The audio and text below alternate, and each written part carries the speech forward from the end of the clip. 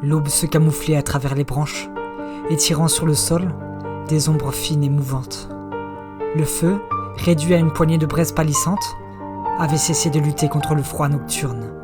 Maxou s'éveilla le premier, ses yeux encore gonflés de sommeil, et se blottit contre Nathanaël. Ils prirent ensemble un petit déjeuner sommaire, eau chaude dans laquelle trempaient des herbes au parfum sauvage et le paquet de gâteaux que Nathanaël avait précieusement gardé depuis le début de leur quête. Max croquait lentement dans le biscuit, comme pour prolonger ce moment fragile. Et elle buvait par petites gorgées, ses pensées déjà happées par une inquiétude sourde. Soudain, un bruit vint lacérer ce calme, la vibration sèche du téléphone.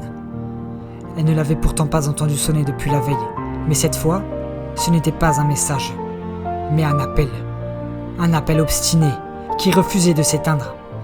Le souffle court, elle attrapa l'appareil. Le numéro qui s'affichait, lui, était inconnu, mais l'insistance était presque agressive.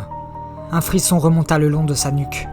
D'un geste rapide, elle nota sur son avant-bras le seul numéro qu'elle avait enregistré dans son répertoire.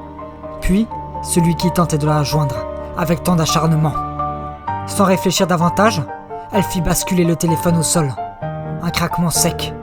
Elle leva le pied et l'écrasa encore, jusqu'à ce que tous les éclats sombres se mêlent à la poussière et aux feuilles mortes. Son cœur battait à tout rompre.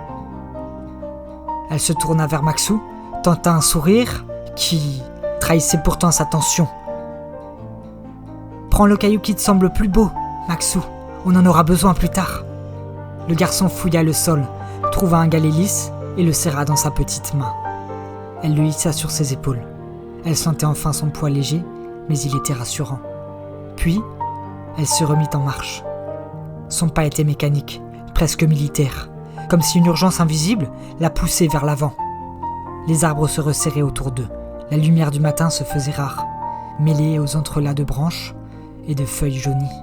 Et soudain, Nathanaël s'arrêta net. Sur un tronc, à hauteur d'épaule, elle distingua une gravure, un signe. Puis, un autre, sur l'arbre voisin. Les marques étaient nettes, récentes et familières. Un frisson glacial lui mordit l'échine. Mais elle ne devait pas s'arrêter là.